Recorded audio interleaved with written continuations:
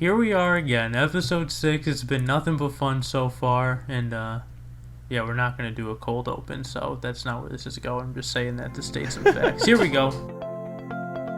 Like, hey! So are the games of our lives. This is for you. These are the games of our lives. That's right, it's a Diddy Kong Racing episode. Super Mario and Pokemon and all the games that took us to another place and made us want to keep playing all night. These are the games of our lives. Welcome to the Games of Our Lives podcast. My name is Bill, with always Tony. We are so excited to talk about Diddy Kong Racing later today. It is just a fantastic game that is near and dear to both of our hearts. You guys might have noticed last episode, by the way, we have a little bit of a new intro jingle, and we can credit that directly to the man, the myth, the legend, Tony. Thank you so much for coming up with a certified banger. Thank you so much. And thank you all of the listeners for, spending a couple of your grains of sand with us, if you know what I'm saying. We're very grateful to everybody who's been listening and supportive of the show so far. Just recently, we did have the show added to Apple, and I think that's been a huge boon for the show. We would love it if you are on an Apple device and are listening through iTunes Music or Apple Podcasts, if you could leave a 5-star review and a little quote review, that would be instrumental to helping out the show, and we would appreciate it so much. Only give us 5 stars if you really mean it, though. We don't want any lies here. It's nothing but truth here. If you think it's only 3, but I mean, come on, no one's gonna think that. It's obviously higher than that. But maybe by some stretch you think it's only a 4, but give us a 5. Let us know what you think. And we really appreciate it. Well, why don't we hop right into the news? I got a couple of pretty dope stories going on this week. First and foremost, this is some big news for the Nintendo Switch and just gaming in general. It looks like Rockstar is going to be remastering the original 3D trilogy of Grand Theft Auto 3, Grand Theft Auto Vice City, and Grand Theft Auto San Andreas. And it looks like it's coming to the Switch and a few other platforms. It's pretty cool. No, just kidding. That's a big deal. I always found it funny that some GTA games make Nintendo platforms, just like, or devices. Either one, like Chinatown Wars. You can't put a game like that on, that's the same system that, this Nintendo DS. What? How is that getting on there, This is a weird one for me because the first GTA I played was GTA 5, so, I have to say, that has to be the best one, right? In terms of games getting better over time, it really, to me, I'm alright, it's just a masterpiece. One of the best games ever made ever, I think. Yeah, I mean, GTA 5, it's everywhere. You can get it everywhere. It's such a widely beloved game, and if you haven't, I think it might be worth taking a look at the game that its roots start in these other 3 games. I think it's a huge deal that these 3D Grand Theft Auto games are coming to the Switch, because never in a million years did I think that a 3D Grand Theft Auto would find its way to a Nintendo system. And I think it's kind of a cool move that Nintendo is kind of branching out here and saying, you know what?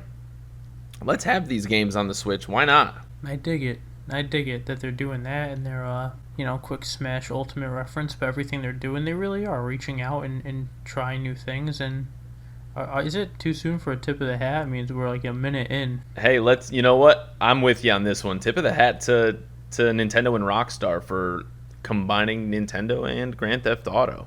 Oh yeah, second that. While we're on Grand Theft Auto, just might as well point it out because it is right attached to the news here. Grand Theft Auto 5, the game that you clearly love, and I'm a big fan myself, is rumored to be having a 4K 60 FPS release for the PlayStation 5, and I think that's insane. It's definitely insane. I mean, most of the time I'm tired of so many remakes, and this game has been out since 360 and PS3. So another one, it's like, wow, 2 full consoles like later, and you're still, but PS4 was so much better, I feel like, graphic wise and everything, than PS3. And if PS5 is as powerful as, if it could handle that, that's just, of course I want to play that game that way. It's going to be insane. It already is. How is it possible it's going to be 4K? That's crazy. 60 FPS? It's going to be a totally different experience. It might even feel like just a totally brand new game with those specs attached to it. I'm really excited. As a PlayStation owner, I'm like super pumped. I think you should be. I don't think this is another one of those annoying remakes. I think this is really, and you know what you're getting with GTA 5, so putting those two things together, it's like, if you want any game to be 4K like that, it's, what you're getting with GTA. You're not going to be let down. Exactly. Moving on to another Nintendo event, just a heads up, August 18th there's going to be a Pokemon Presents. I believe that's a Wednesday, August 18th, and it's going to be at 9 a.m. Eastern time, 6 a.m. Pacific. It's going to be basically like a Nintendo Direct that covers the upcoming Gen 4 remakes. Brilliant Diamond and Shining Pearl? Rusty Pearl and Dingy Diamond. Yeah, Beauty Diminishing Over Time, Platinum. And then they're also going to be talking about Legends of Arceus. Still having a hard time calling him Arceus, but I'll Me do too. it. Just wanted to say that. It's crazy that it's the only Pokemon name that had an original name and pronunciation that was retconned. Yeah. Because it used to be Arceus. Like, that used to be his name. And Nintendo decided to change the pronunciation to Arceus because it sounded too much like arse, which is a British no-no word. Oh, yeah, after they moved the whole Galar region to, like, Britain, now they're trying to win the Brits over, and they're just going to start throwing arse around. Can't have that. I definitely can't have that, and I say that really not understanding how bad that word is at all. You could say it's like the equivalent of ass, right? Nintendo can't. Right. Are there any Pokemon with ass in the name? No, I can't really think of one. Lapras? Lapras. There you go. First 150 Pokemon. 151 got it, including you. Ass. That took me 10 seconds to come up with. But arse, I'm calling them Arceus forever. I don't care. And on the topic of that, English language, I have to ask the people this because I've asked a lot of individual people this, and I guess I could ask you this, although I feel like I probably already have. Gible. How would you pronounce that? It's pronounced Gaible? No, I would call it Gibble.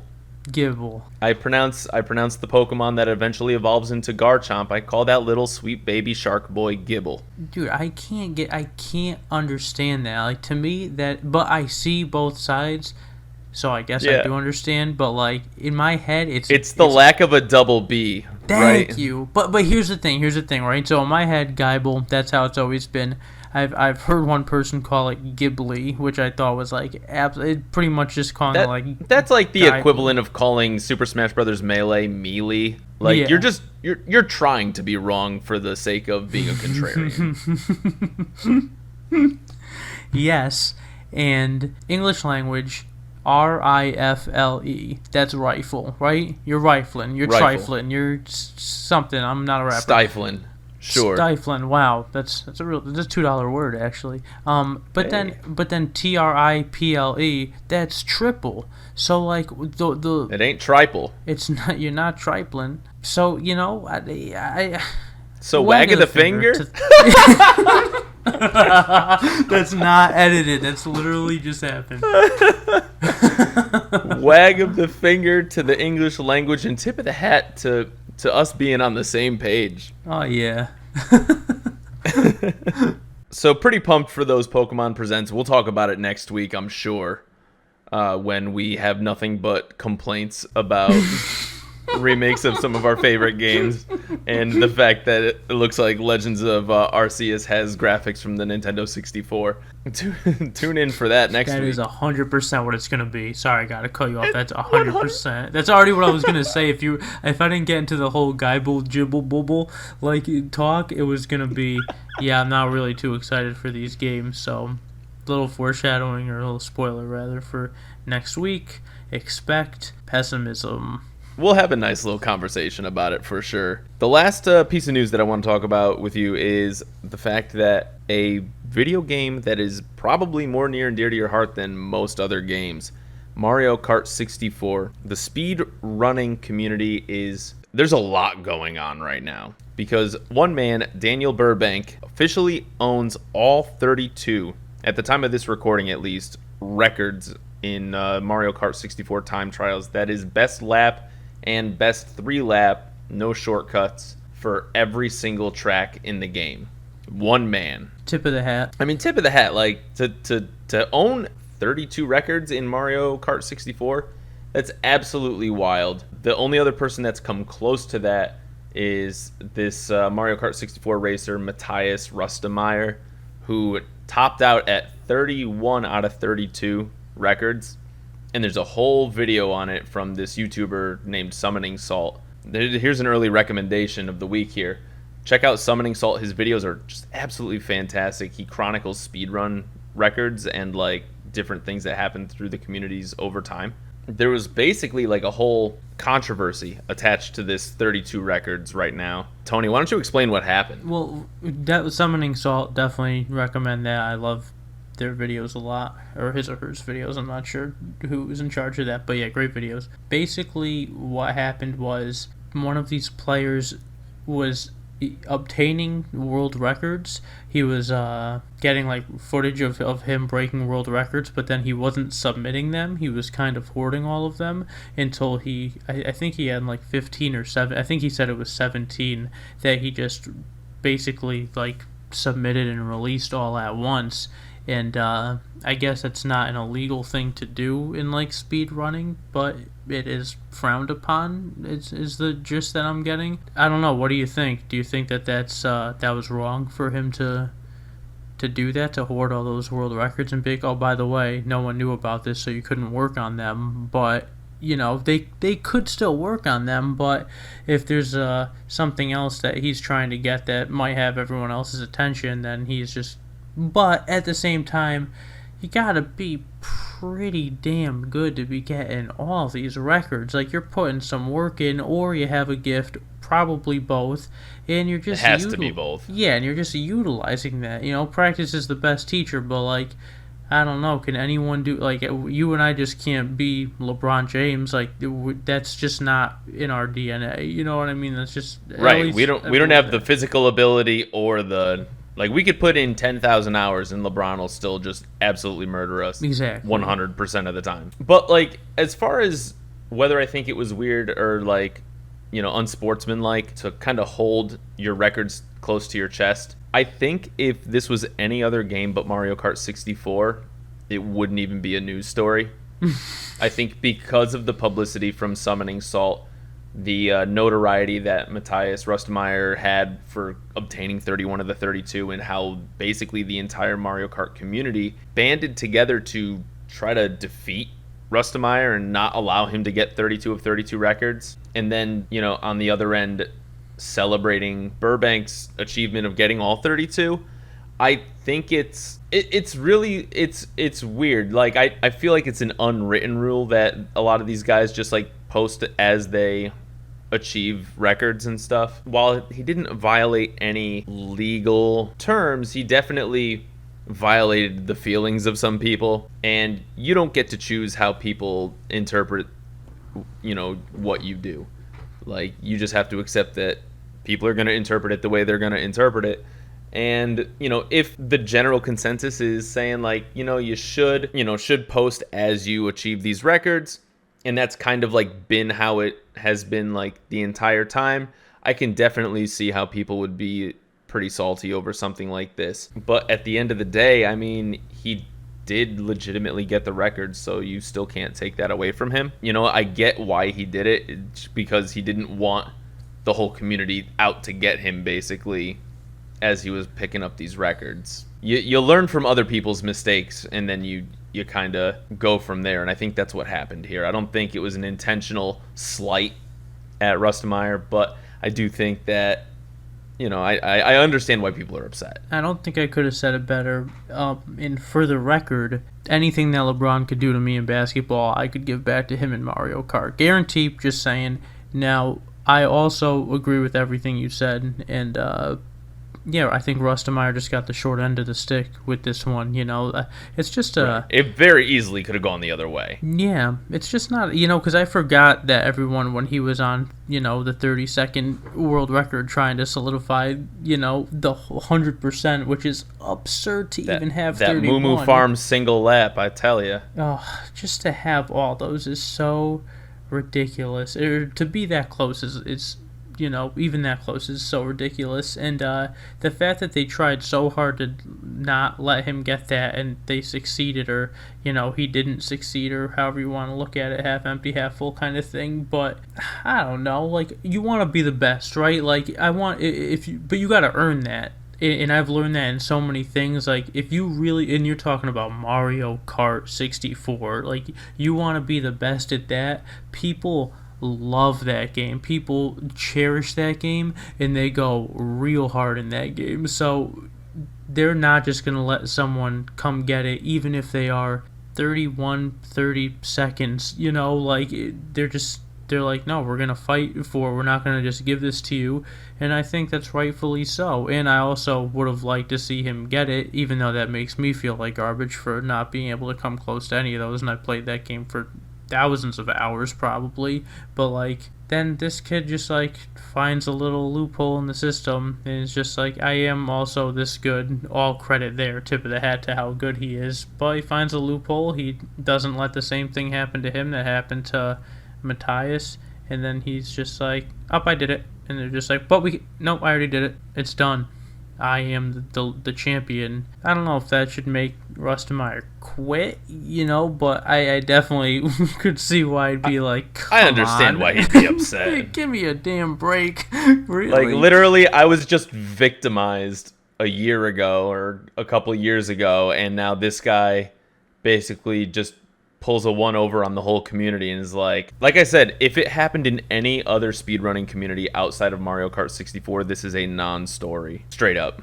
Like, yeah. I really believe that. I can get on board with that. But because of who's involved, it absolutely, you do feel a little bad for Rustemeyer. You're like, you gotta a little bit. But what are your guys' thoughts? If you're on YouTube, let us know in the comments section. We are on YouTube at Games of Our Pod, so feel free to check that out if you haven't already. It's time to get into the main course of today's delicious, delectable menu here.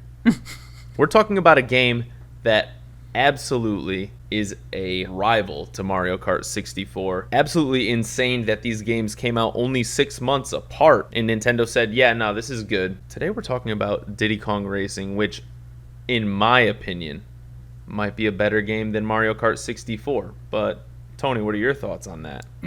Woo! Noises. Just kidding.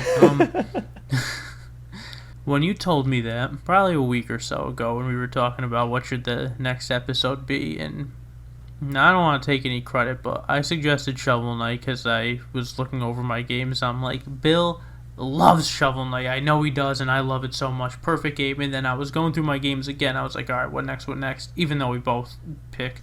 But I was just coming up with suggestions, and I was like, oh, I know how much Bill loves Diddy Kong Racing. He was all on board for it. And then he told me that he thinks it might be better than Mario Kart 64, to which I probably snickered a lot, but I don't really remember. But I definitely disagreed. And then all week, even today, mostly today, I found myself just thinking about him saying that. And this is blasphemy at its finest. Mario Kart 64 is in my top 10 automatic, maybe top 5 favorite games ever made.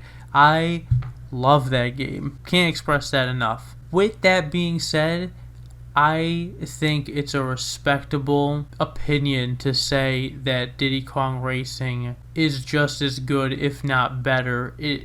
For just so many reasons, I think it has a valid argument. If you're talking about Mario Kart 64 is basically all mechanics. It's all in the racing. And I think Mario Kart's actual mechanics and gameplay are slightly better, if not like a pretty moderate amount better than Diddy Kong Racing, but not a crazy amount better. Diddy Kongs are not bad by any means, and Diddy Kong has a ton of other stuff in it that Mario Kart doesn't have, and I really would rather you talk about it from here on out, because I know how much, we had a Mario Kart episode. This is your time to shine, my friend. Diddy Kong Racing, which was the first game that I ever owned for the Nintendo 64. It was a holiday release for 1997. It was actually Nintendo's holiday release for 1997. Nintendo didn't have a first-party title to come out for that window of time. The only other games that did come out in that time, believe it or not, are actually Mischief Makers and one of your favorites, Little Bomberman. For the Nintendo 64 also came out in that window, but they were technically third-party titles. Diddy Kong Racing got like the primo promotion during that window, and this game came out about 6 months or so after Mario Kart 64, and the featured character was Diddy Kong, who at the time of this game coming out is the only recognizable character in the game. The cast of the characters in the game, which by the way was made by Rare. And if you are familiar with Rare and what they did for the Nintendo company during the Nintendo 64 era, you might say that, honestly, it was one of the best partnerships in gaming history, with just like how good their Rare's games just consistently were for the Nintendo 64. We're talking Perfect Dark, we're talking GoldenEye, we're talking Banjo-Kazooie, we're talking Conker's Bad Fur Day, we're talking Jet Force Gemini, and we're talking Diddy Kong Racing. Now, Diddy Kong Racing also has Banjo from Banjo-Kazooie. It also has Conker from Conker's Bad Fur Day, and a handful of other characters that are just one-offs for this game. This is a standard racing game. It's a kart racer, just like Mario Kart 64. You play as one of 10 characters, and you can race around these different areas. But the thing that separates it right off the bat is that there are different vehicle modes in this game. You can race in a traditional go-kart, but they also have a hovercraft and an airplane, which kind of adds nuance to each level. Not only are there different vehicles, there's also an adventure mode where you can have a single-player campaign, and instead of just worrying about, coming first in a set of 4 races and being awarded a trophy, which does exist in this game, you can collect what's called golden balloons, and for winning each race, and you can end up racing against bosses. You go to outer space. There's a borderline racist elephant that helps you out. It's the game is just, there's so much going on that my 7-year-old brain just sucked all of it in and was just enamored with just how epic this adventure was. Yeah, no, I love this game so much. I love it so much. It is like where Mario Kart is for you, Diddy Kong is for me. It's like a top 10 guaranteed, like cusping on 5 favorite games of all time. And I never had Mario Kart 64 growing up. This is basically like the Sega versus Super Nintendo. You were either a Diddy Kong kid or a Mario Kart kid, and this is where I ended up on it. All right.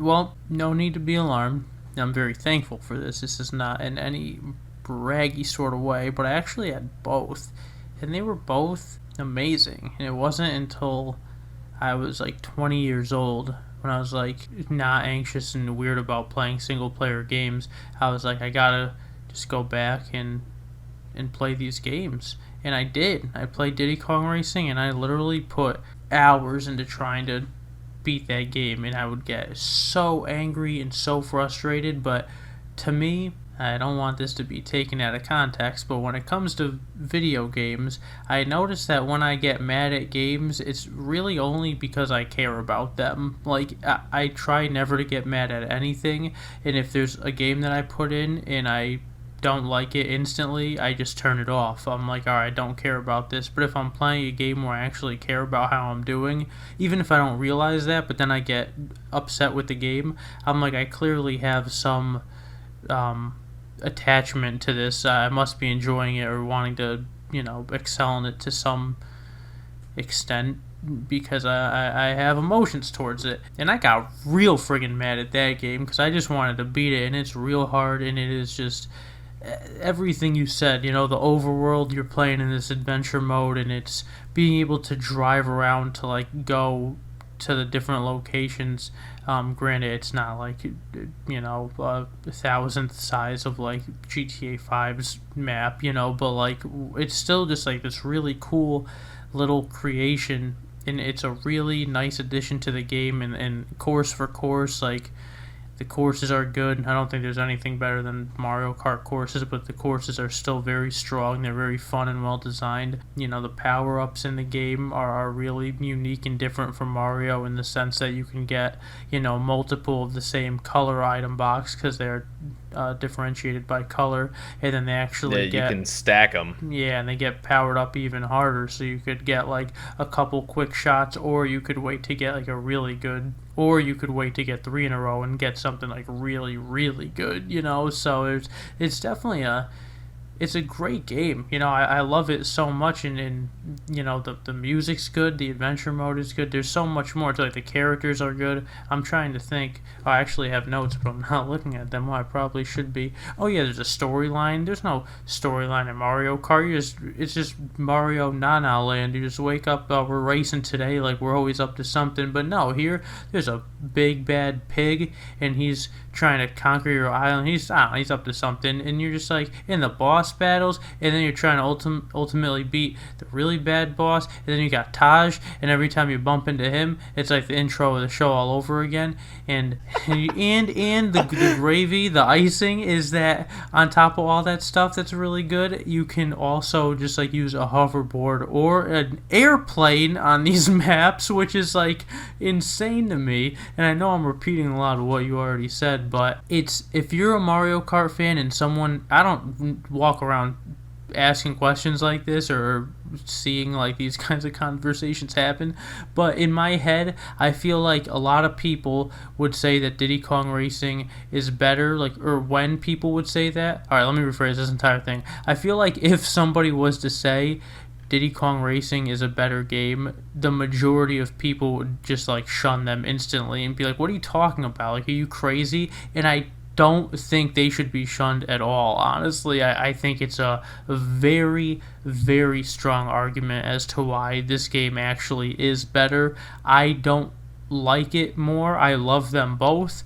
I don't like it more, but I literally can't get myself to say that it's not better, because it really might be in a lot of, it just has so much more to it, even though, I don't know, the mechanics, when it comes down to it, what makes a game, like it is a racing game, the mechanics and the maps matter, but like all the other stuff makes a game, like the movie is more than the plot, it's the setting, it's the actors and the characters and the writing, and so they're both A+s to me, I think you hit it right on the head there. I think the biggest disparity between the two camps of people who would like Mario Kart 64 versus Diddy Kong Racing, I think it comes down to, do you prefer a more mechanically sound game, or do you prefer an experience?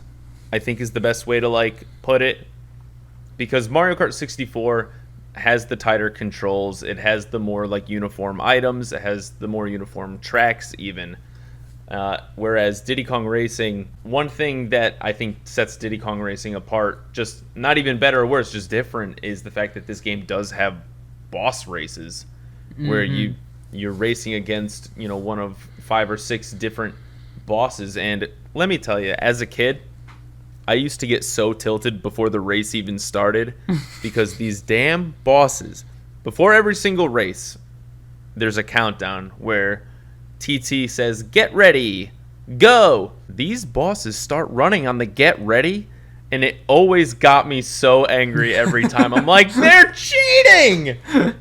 Even though the game is designed like to do that, but I'm like, why are these especially that damn octopus. Let me tell you. Oh, I forgot about the octopus. Listen, Bubbler the octopus is an absolute terrible boss fight because it is a hovercraft race. The hovercraft probably has the weakest controls of all three vehicles, and depending on the weight class of your character, it might have like the worst controls. being a light racer in this game with the hovercraft is really like it's really sensitive. So like any slight touch and you're just like doing a 180. This octopus and then racing against Wizpig himself are two of the most like harrowing video game hurdles that I've ever cleared, like to this day. Same. Like I don't think I felt more proud of myself than when I defeated Wizpig. It took me doing the other thing that sets Diddy Kong Racing apart from Mario Kart 64. It took me using an unlockable character to beat the game. Ooh. And Diddy Kong Racing featured 2 unlockable characters, which was really cool at the time. Like you had the TT, who's the stopwatch character. Like he's kind of like this, like he's literally just a stopwatch, and you don't even expect him to be like a character in the game, but you can unlock him by getting a certain score on the time trials for every race. And the other character you can unlock is Drumstick the Rooster, who is a kind of like a middle heavy weight class, but he has a higher top speed than the other middle heavies. So he's just like a better kart racer. And the Wizpig race where he's running around the island and you just got to hit zipper, which is the little speed boost things. Like I needed Drumstick's top speed to even just match with Wizpig. And it was just, when I beat him, I put the controller down and I was jumping for joy. It was such a freaking, it was so good. I was so happy. It's funny because I can't remember the exact feeling that I had, but I know it had to have been pure celebration when I finally beat him too, because I know like trying to remember it now, like game specifics, even knowing Bubbler was an octopus in the game, like, but once you say it, I remember all the heartache that game gave me. I remember that's something that I look back on my video game like lifespan or career, and I'm just so proud. That game comes to mind where I'm just like, I remember that game gave me hell, but no matter what, like I kept trying to beat it, and then I finally did. That's probably like nothing for some people. We're literally like crying over it, but like it was a big deal to me, and I'm real happy still that I beat that game. Tough game. It, especially like compared to a lot of like games that are geared towards kids, this one was really pretty unrelenting, especially with one part of its adventure mode, which was really, really unique, I think, for the time. The way adventure mode works, there's 5 worlds, but they all follow the same pattern. The first round is you have to come in first place in each of the levels and then race the boss. And then once you do that, the boss challenges you to what's called the Silver Coin Challenge, where you have to come in first place in each race again in the world, but you also have to collect, I want to say it's like 8 or 10 silver coins that are just placed in random, kind of hard to get spots in the level, and it requires a little bit of precision driving to do this. Shout out Greenwood Village for, aging me 30 years with that silver coin challenge. Good lord. It was so cool to have that in the game, where you had like this extra challenge mode in order to just beat the game. And then once everything was said and done and you did beat everything, there was an Adventure 2 mode where the AI was a little bit better and all of the maps mirrored. What? Yeah, once you beat Adventure mode, there's Adventure 2 where all of the maps are mirrored and the AI is a little bit better. Oh, I don't know if I ever beat that. That's what? And you don't get golden balloons, you get actually you get like platinum balloons. Did you beat that? I don't know that I've ever beaten Adventure 2. I've definitely beaten Adventure 1 a handful of times, but 2, I don't think I ever have. Wow, I gotta go back and check. I'm curious. That doesn't sound like that. That sounds like extra credit to me. You know what I mean? That doesn't seem like a necessity of beating the game. But I don't know. That doesn't sound. As long as you can beat Wizpig and the island becomes all happy again, I know I've done that. So if that's Adventure 1, yeah. Okay, then yeah, I've definitely beaten that. I do want to say, Everything that you said is just like so what this game is. And the silver coin challenge was so cool, but also just you're right for a younger audience. It was like you really have to, like, yeah, you could win the race, good job, you won. It's like, all right, now win the race, but we're literally like making you go out of your way, like you have to do worse in the race to get these coins. Like you have to be that good of a racer to figure out how to maneuver those like hard, to get places, or the literally just putting you at a clear disadvantage and you have to deal with it. And I really like that in the keys. There were hidden keys as well. This game was like a whole nother universe when I was a kid. Even when I was like 20 or 21 playing it, you literally like feel.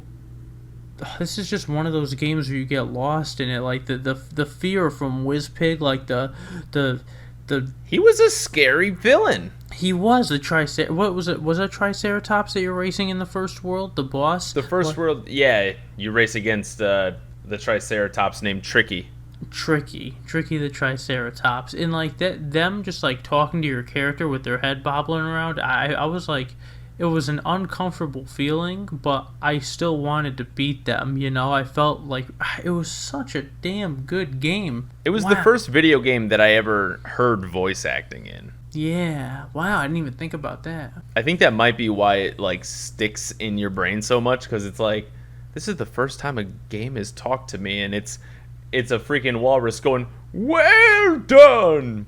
Now collect my silver coins and face me again." Tip of the hat for that. And I don't want to correct you or anything, but have you ever played Pac-Man? Yes. Because the voice acting in that, every time you eat something, it's like wak wak wak wak. So you know. Oh damn, you're right. So it's the second game. Just had to throw that in there. All that for nothing. What a payoff. So you had a good impression of the walrus. My Pac-Man impression, I didn't really prepare the ending of the joke. I just started saying that off the cuff, and now someone clipped the Pac-Man impression. It'll find its way into the post edit. Don't worry. Please don't let it bury it. I mean, this game, another thing, and you brought it up, was the soundtrack. And one of the cool things about this is, outside of, I want to say, like 3 racetracks, every single track has a unique song. I believe there's something like 40-something songs in the game, which is just absolutely wild. It's a lot. It's a lot of music. I mean, David Wise was the composer. He is famous for the Donkey Kong Country franchise and just a lot of Rare games in general. This was just another home run from David Wise, where I'm just going to say it, the man was on fire. Oh, sure. I mean, still is. Like, he did work on the Ukulele and Ukulele, wow. The Impossible Lair, and even that music, if you go back and listen to it, it's like really, really solid. Tip of the hat to him. That's very impressive. And yeah, the Donkey Kong, all that music, Donkey Kong Country and stuff, Donkey Kong Country 2, like, some of those songs, my friend, when we're hanging out, he'll just like put that on, and it's just like, all right, yeah, I'm in. That guy's responsible for Sticker Bush Symphony from Donkey Kong Country 2, which, in my opinion, like a top 3 video game song of all time. Aquatic Ambience from Donkey Kong Country 1, maybe even better. It's the greatest water level song of all time. Definitely could be, in my opinion. Yeah, well, yeah, he really has done some good stuff. Just tip of the hat to that man. A wise man. I knew where the ending of that was going real quick. Tell him about the secret keys. Okay, so... But not too loud. Keep it under wraps. Don't tell anybody, but there are 4 secret keys that you can find in this game. There's one in each of the 4 first worlds of the game, and they are just a giant golden key that is hidden way out of the way in one of 4 levels. And when you find it, luckily you don't have to finish the race. You can literally get the key and then exit out of the race. Thank God, because they really make you work for these keys. The drawbridge one, are you kidding me? That's the first one that comes to mind. Yeah, that one's so annoying. It's such a pain.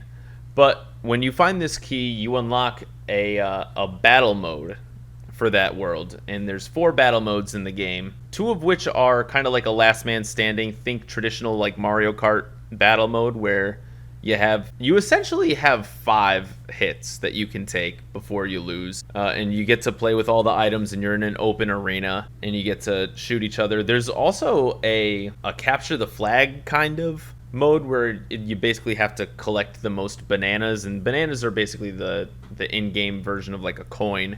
You can collect them while you race, and they boost your top speed by a little bit as you collect them, just like coins do. And then the last one is this weird like egg hatching mini game where you gotta fly around a volcano and hatch dinosaur eggs. It's kind of cool. They're not necessarily deep. I think the 2 like deathmatch maps are definitely the cream of the crop with those mini games. They were just another thing in adventure mode that you could unlock that Rare didn't have to go this hard. But here they are. Wow, what a nostalgic feeling doing the volcano, the flying the airplanes, getting the eggs back to your nest, and people could steal them. I liked that. I thought that was like Mario Party-esque, like an extended Mario Party mini game. But like, I thought it was great. The battle, you're right. Just another thing that they put in there that it had to be talked about, because that's just like so cool too. And I do want to say this. I think it's so hard to talk about this game without comparing it to Mario Kart, but just we picked this game not to compare it to Mario Kart, but even though it's inevitable, but because standalone, like just at face value, Diddy Kong Racing, it really is a great game. A fantastic game. There's still like more that we're not talking about. Do you remember putting in secret codes? No. So there's a menu, like right at the start of the game, you can go to the options and there's a menu where you can put in codes. And they had some classic codes where all players were oversized or all players were mini. They had codes where you could make all of the balloons a specific color. There was a code you could put in where it would just give you the maximum upgrade for each balloon when you hit it. For example, the blue balloons are a booster balloon. You would get the maximum boost if you hit 1 balloon instead of having to hit 3. Wow, that's cool. They were smart about it too, because whenever you put in a code, they're automatically disabled in adventure mode, but you could use them in like just the regular multiplayer mode. They like thought ahead with the codes. They're like, yes, you can have fun with cheats, but no, you can't use them to beat the game. Wow, yeah, just well done. Yeah, for a game that's that difficult, I would find it hard to believe they would let you cheat your way through it. I'm happy you can't do that. There were just some like really good codes. Let me see if there was like any other good ones here. I didn't even know about that. That's insane. Yeah, this is just it's more than just a racing game. It is really an adventure. There was a way where you can have multiple racers use the same character, which was pretty good because a lot of people fought over Diddy Kong. Really? Yeah. Did I forget? I think I used the tiger. Rawr. Yeah. Timber. Rawr. How funny is it though? So the game is called Diddy Kong Racing, but Diddy Kong has exactly 0% to do with the story. The game takes place on Timber's Island. Wizpig comes into town because Timber's parents are on vacation. The whole story is Timber trying to save his island from Wizpig. This game is called Diddy Kong Racing. It's so silly. So silly. I don't even remember. Where is that story? Is that even mentioned in the game at all? The story's manual? very loosely told. It's mostly in the manual. I don't remember that at all. Most of the time, you're in the back of the truck in Ruby and Sapphire, and you get out and you're in your new home, or whatever. But like, I don't remember like Timber's parents being like, "All right, son, while we're gone, try to, stay out of trouble."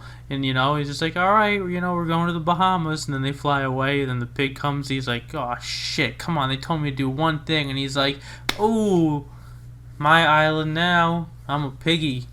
He's just like, all right, I gotta call my boys in that little yellow mouse. I forgot all their names, honestly, except like Pipsy? Dipsy? Pipsy. Pipsy? Yeah. Gladys Knight and the Pipsies. Yes. Yeah, they're just like, all right, how are we gonna stop this pig? We're in a race. I have to win. I think they went a little more in depth with the story with the Nintendo DS remake that came out a few years later. And by the way, there was a Nintendo DS remake, and It was not as good. The controls were a little bit different. The boost at the beginning wasn't timing based. They really wanted people to use the touchscreen. In order to maximize boost for the car, you had to like rotate the tire. For the plane, you had to spin a propeller, and then for the hovercraft, you had to actually blow into the microphone to achieve your start off boost, and that's just so annoying. All that is insanely annoying. It seems like we didn't talk about the remake at all when we were talking about what we were going to do for the episode, but I remember playing it once and being like, what is this? Like, this is so much worse. Like, one, I didn't know it was a remake, so I was very disappointed, and then I was like, and even as a remake, it's just, like, not as good, so I'm happy you said all that, because I'm like, oh, yeah, it would have been... What if you're like, oh yeah, they made a remake, it was just as good as the first one, it was great to play it on the DS. I would have been like, I don't know, man. Yeah, if it's your first experience and you're playing it on the DS instead of the Nintendo 64, I can totally understand where people are turned off from it, especially since Diddy Kong Racing for the Nintendo DS is just an absolutely inferior product to Mario Kart DS. I was thinking that. Mario Kart DS is honestly like one of the best Mario Kart games that's ever come out. Diddy Kong Racing can't hold a candle to it. The love for this game is pretty focused on the Nintendo 64 version. The DS version didn't even get full licensing for all of the soundtrack, if I remember correctly, so some of the songs weren't even in the game. Little Davy got ripped off? Little Davy got ripped off. Or something like that? Wow. That was his name, right? David Wise? David Wise, yeah. Alright, good. Tip of the hat. Can't forget the names of the people that were tipping the hat to. No, we cannot. Tony, what's your favorite level in the game? I when I think about the game, if I went through and looked through every track, there are a lot of good tracks. The ones that come to mind are the Snowy Village, one of those, even though that's like a whole world, I believe. But there's one particular one where you're like in a town. Frosty Village, yeah. Frosty Village. Frosty Village. The snowy one in the village, in the town. Yeah, that one's straight great. Up a Christmas level. Yeah, it's so nice. Like, that one was good. I think the first level is very nostalgic, and then I think there's... I forget if it's the second level or the first level in, like, the second world, but you're, like, going over bridges, and it's easy to get messed up pretty hard on that level. I think that one's Jungle Falls, wow, where you could fall under the bridge, and there's, like, some water hazards. Yeah. Wow, yeah, you just know. Ask me anything about Mario Kart right now, just so I feel better about the games that we talk about. What's the third level in the Special Cup? I don't know. Wait, in the Special in Mario Cup, Kart 64.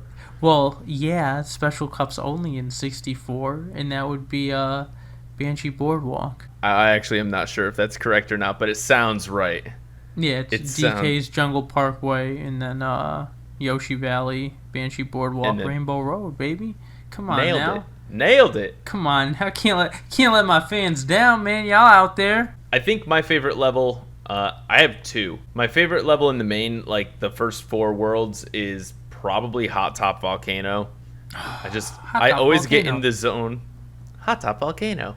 I always get in the freaking zone whenever like that music comes on. It's like this, like there's like a little like xylophone going on, and there's like a nice little like just vibe that's different than the rest of the game. And I love the music from Crescent Island. That's probably my favorite song in the game. Oh yeah, it's so good. But then I love Dark Moon Caverns as well. That level's really cool. It takes place in outer space, and it's just a jam and a bop. Like the music is so good. Dude, let me hear you sing Cry Me a River by Justin Timberlake in the key of the Luigi impression that you did. Not the key, but with the voice of, you know what Hey, cry me a river, baby. Let's see them tears a rolling. I just won free cannoli from Pete Francesca's Cannoli Emporium. I gotta go.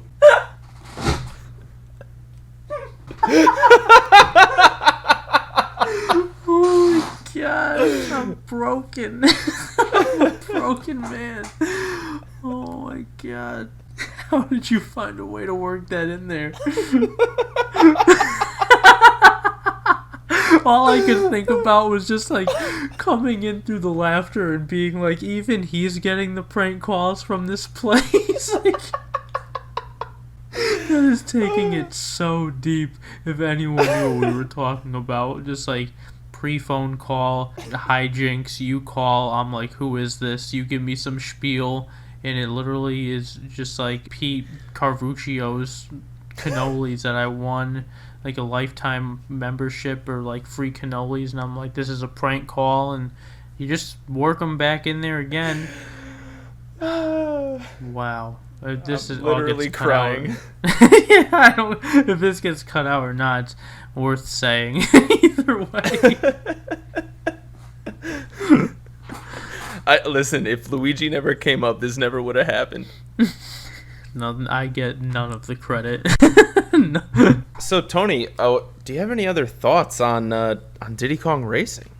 We've said so much good about it. It's I don't think there's anything else I need to say. I think we I can't say enough good about it. It's not perfect, but it is definitely, if nothing else, it's an experience. And a damn good one. I have very fond memories of this game. If you have a Nintendo 64, I'd say it's definitely worth trying to seek out a copy. Otherwise, since the console's basically dead as it is, put on your little pirate hat, download a little thing called Project 64, and maybe get a little frisky and find some Diddy Kong Racing ROMs on the internet. That's stealing. That is stealing, Bill. I've already gone on the record saying that I am a thief. So this is old news for me. Oh, why didn't you? Oh, all right then. All right, next. Go steal a game, kids. You wouldn't download a car, would you? That if I could, then yeah, obviously I probably would. Imagine if you had a 3D printer big enough you could download a car in today's world, huh? I'll tell you this, I don't even have a 2D printer, so. It's the same, actually. Not at all. Hey, Tony. The end of the podcast gets a little funny, a little giggly. A little giggly. Tip of the hat to us having a good time. Hell yeah. Good tip of the hat. Absolutely. I got another tip of the hat, by the way. This one's not necessarily video game related, but it's something that I experienced this week that I think was really fun. I went ocean kayaking. We went through different caves and stuff, and it was a freaking blast. If you live near any shoreline and have the opportunity to go ocean kayaking, I highly recommend it. It is a dang old jammeroni. That sounds like a lot of fun, but to me that sounds a little scary. You know what? I was a little intimidated going in because I hear the phrase ocean kayaking and going through caves, and I'm like, what if there's a big wave and it knocks me out of the kayak, and what if a shark eats me or something? But once I got out onto the water, I was like, oh, this is fine. And then the kid that was kayaking next to me kept picking seaweed out of the water and eating it, and I was real confused. But he made the trip super memorable because we got Seaweed Boy over here literally in between caves, just picking out seaweed from the water, just nibbling on it like snack time. I'm like, what is happening right now? How old was this kid? Probably 25. Yeah, you can eat it. Yeah, it's good. Come here, get some. That's literally what he was saying. He's like, oh man. He's like, it tastes so much better fresh out of the ocean than at a store dehydrated. I'm like, bro, you're literally just picking out seaweed from the water and munching on it like you're a freaking sea otter or something. Relax. I'm just trying to experience caves here, and you're giving me the whole vegetation process. Now, I gotta ask, did you bring up this entire story just to mention the part about that kid? I'm just kidding. Yeah, absolutely. This is all about Seaweed Boy. The real tip of the hat. Tip of the hat to Seaweed Boy for really just making it memorable. Yeah, but Seaweed Boy, I'm not gonna lie, Seaweed Boy is the kind of person who would pronounce melee melee. And Gotcha. It, you have to take that at face value. Now, are we scaring off the Seaweed men out here. You know, if I want to know personally, because I'm not trying to make fun of people that call it mealy, even though you're clearly wrong. It's not pronounced that way, and when something is stated as a fact, it should be observed as such, I think. But then again, all anarchy all the time from everybody, right? No one could follow any rules out here, apparently. Just kidding. We follow some of them, I think.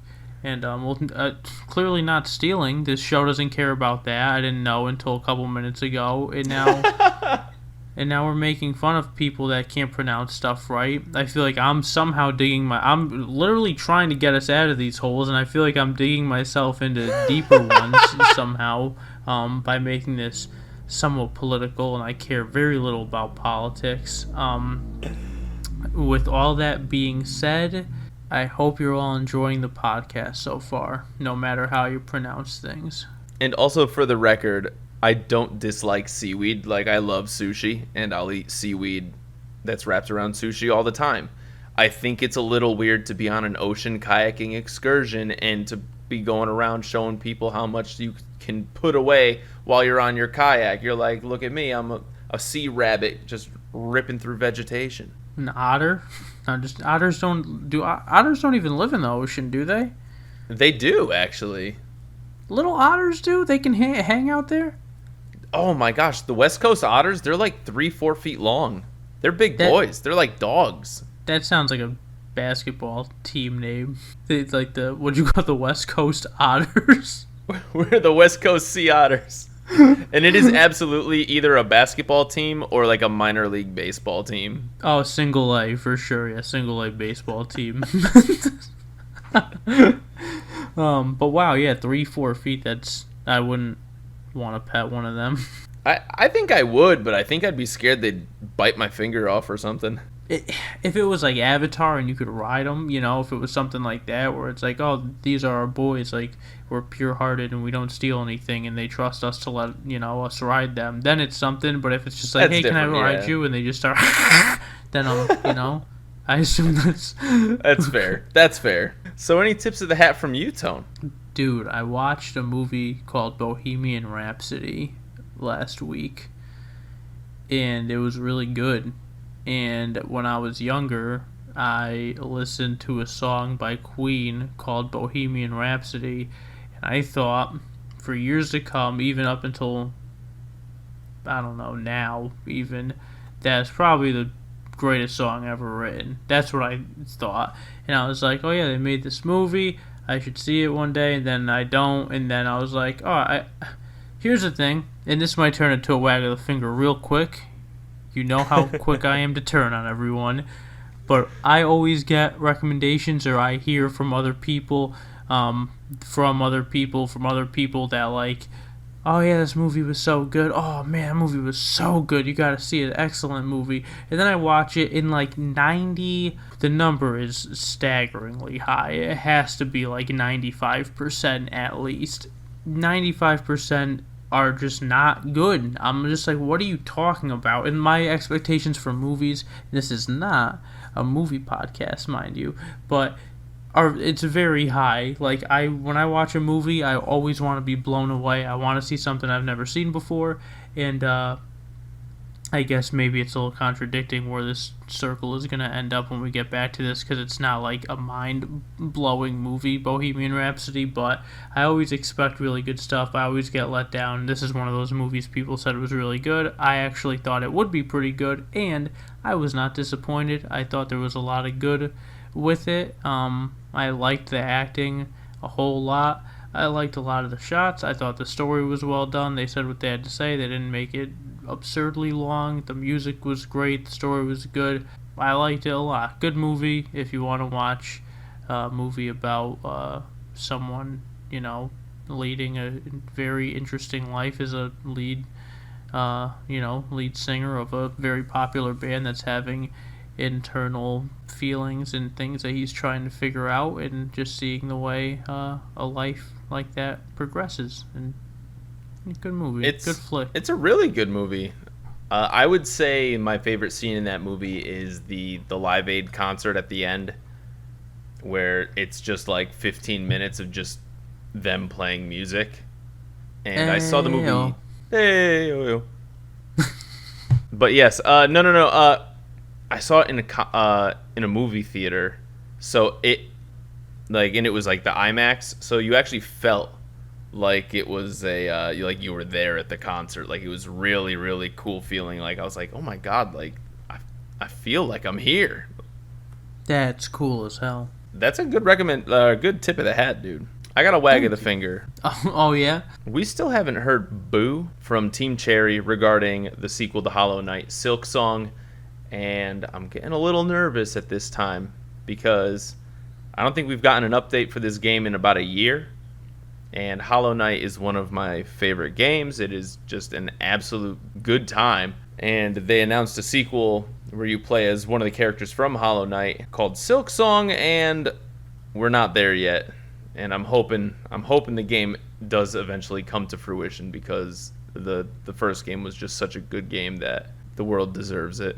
Yeah, I loved Hollow Knight. I loved it, but I kept it's hard and it's confusing, and that made me put it down after a while. I got a little lost, and but I wanted it to be like one of my favorite games ever. I was like, wow, this game looks so cool. Like, and then you know, just from like the cover, you know, the character's cool, and you put it in the vibe, the colors, like everything is just real sick. I liked it a lot, but I just like kept getting frustrated. Like, and then I think I just put it down one day, and I was like, even after you learn how to beat the bosses and stuff, you're just like, all right, that was annoying, or just difficult, you know, enemies. At some point, I'm just like, all right, I'm getting better at the game, but I'm still confused as to where to go, and I'm good. And that was it. I don't know if you're guilty of this, but sometimes I do this too, where you'll be playing a game, but then like maybe like another game comes out, so you're like, let me put this down, I'll pick it up like in a couple of weeks when I'm getting this other game out of my system. But it's so hard to come back to a game like Hollow Knight because it is just a maze. Oh, impossible. That's 100% one of those games. Any wags of the finger? Yeah, I could always wag a little bit, you know me. Basically, when I'm looking up, I don't know if this ever happens to you now, but when I'm looking up news, or really anything video game related, all these websites, Games Radar, IGN, GameSpot, Game Informer, all these websites have so many ads in so many things that like pop up when you're trying to navigate through the website, and it is impossible. It makes the mobile experience absolutely impossible. It's just like the cookie thing. Like, what do you need from me? You know what I mean? Just like, let me use your site like a website. Whatever you need, just like stop. Like, what are these laws that are coming in now where it's like, yeah, I gotta accept it, otherwise I'm scrolling through the site and my screen is half covered, the rest of it's dim, but I can still see all the content on it anyway, even though it's very hard for me to like try to pick it up. Like, just turning up the brightness. Yeah, like I don't get it. It's in just so many ads, and I understand they depend on the ads, but like, an ad on the side of the screen, that's fine. Like an ad that's popping up while I'm in the like halfway through a paragraph, and I already scrolled down from a video that's like auto muted but running when I open the page, and then in between every like paragraph there's another ad. And like, dude, it's too much. Too much, man. Like, we understand you need your money, but like, you're making it a very difficult experience for the people that are trying to learn, you know. And I'm always wagging the finger to the people that you go on a YouTube channel and like you have like a 15-minute video, and the first 2 or 3 minutes is just like about nothing, you know, about like, oh yeah, come to my Audible. Come to my NordVPN. Yeah, just like, yeah, use this promo code, help me out, don't forget to subscribe. Alright, now let's jump into it. And you're like, it's been like 3 minutes and 15 seconds. Let's jump into it. I want to hit like, click the thumbnail, and I just like learn within 10 seconds what I want to know, you know? Absolutely. That being said, the sponsor of today's episode is nobody. We don't have a sponsor. Come on. I was curious what you were going to say. I was like, no one's giving us a pot to pee-pee in. Yeah, we're not sponsored by Raid Shadow Legends yet, or Raycon earbuds. Are you just on a website looking at? No, or I'm just thinking of like things that I've seen like in like other YouTube and podcasts, just like who are some of like the common sponsors that you see. Used to be MeUndies. That was one of the big ones a couple years back. Oh, that's funny. That went right over my head. Not the undies, the joke. It's because undies go on your bum. They don't go on your head, boy. Give me another chance at the Pac-Man impression. Here we go. 3, 2, Let's hear 1. How was that? Oh, that's like an A+, I would say. A+? You sounded just like her. You mean that? That's pretty good. Thank you. Well, all right. Hey, Tony, what games have you been playing this week? Dude, last week we talked about... How do I want to say this? We talk about games on this podcast, you know? And sometimes other games get brought up, like we're obviously talking about like 15 or 20 different games just in a Diddy Kong Racing episode. But I had a little itch after we talked about the news of the week, maybe some tips of the hat of downloadable content. So for Super Mario Golf Super Rush, they introduced like a ranked mode online, which I wanted from the get. I really wanted that, so I was pretty let down, and I put the game down fairly quickly because of that. And then I was playing it, and I was like, oh, cool. And it's ranked in the sense of you can never lose points by doing badly. No matter how badly you do, I think you always still gain points, so it's not like really ranked, but it's cool enough to play online and get rewarded for better play than your opponent. And so I found myself playing that, and I also found 2 other games, actually. A lot of games this week, and I'm sorry to be babbling so much. Mario Kart 8 Deluxe, we talked about on last week's episode about the unlockables, I think, or at some point you and I talked about it. Yeah. And I was like, man, I want that stuff. So that was actually a good Pac-Man impression. I want comes full circle. That's crazy. I don't like the mirror cups that much. Adventure 2, Mario Kart 8 Deluxe. I don't like mirror stuff that much, so I guess I just didn't complete like all the mirrored cups. So I had like 10 out of the 12 like sets of 4 to just run through. But what I'm doing to get, I think it's like the golden cart, or the golden wheels, or one of the things. But you need at least a star in every single cup to get the golden cart. All right, that's what I was trying to do. But when I play, I have to 3-star it. I can't let a Mario Kart set, be, and I was having a very clean run early on. I was just like, all right, the only course that I didn't get first on was like, I started on, I don't know, I probably went like 12 races or 16 races without like with always getting first. And then I got to Baby Park, which is like the first course, luckily, and I got hit by like 1,000 things, and I also raced pretty badly, and my lines could have been way tighter. And then after that, I was like, all right, no problem. Like, 1 out, redid it, 1 out. And then I just started, like, the TikTok clock, like, set of 4. Oh, that just, like, destroyed me. I would lose on, like, I think I lost on the N64 Rainbow Road, had to start all over, lost on, like, the 3rd one. That was a big pain in the butt. But we got there. I've been playing that. In doing that, I got 5,000 coins, and I unlocked like the gold wheels or something. And I also played one of my favorite games of all time, even though I don't have it on my ranked list, but I have to include it. Friends came over, we played Castle Crashers. That game. Oh my god! Yes, references, right? Yeah, bring that game up. Oh my gosh, I remember. I put a lot of time into that game. Yo, that was the game. God. Tyler and I used to play that on Xbox Live all the time. Me too, with Chris. Parallel lives, man. Yeah, even like Chow Garden references from like episode 4. Alright, so this is going to sound silly. Yeah, what have you been playing, Bill? These are the games that I've been playing. So I've been playing this game called Mario Golf Super Rush. And they have this new online ranked mode. Mm-hmm. And when you play it, if you reach a certain rank, you can unlock Yoshi skins. Oh yeah, got those. I'm currently still at I'm at like a B- rank. I played like 5 or 6 matches, and then I was like, all right, that's enough for one day.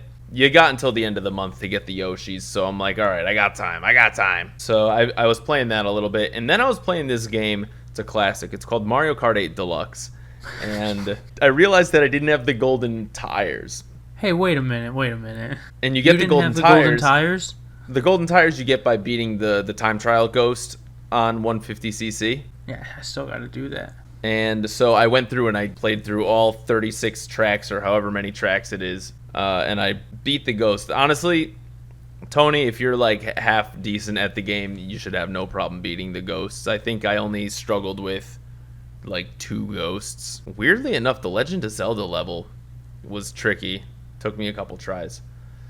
But otherwise, like, they're pretty straightforward. Some ghosts you like absolutely just smoke, and some of them are just they try to smoke you. And then I was playing last night. My buddy Bubba, also known as Bubba1722 on the internet, formerly Tennis Bubba13. Friend of the week. Friend of the week came over, and we were playing some Mario Party 2. Ooh. And of course, we played in Space World.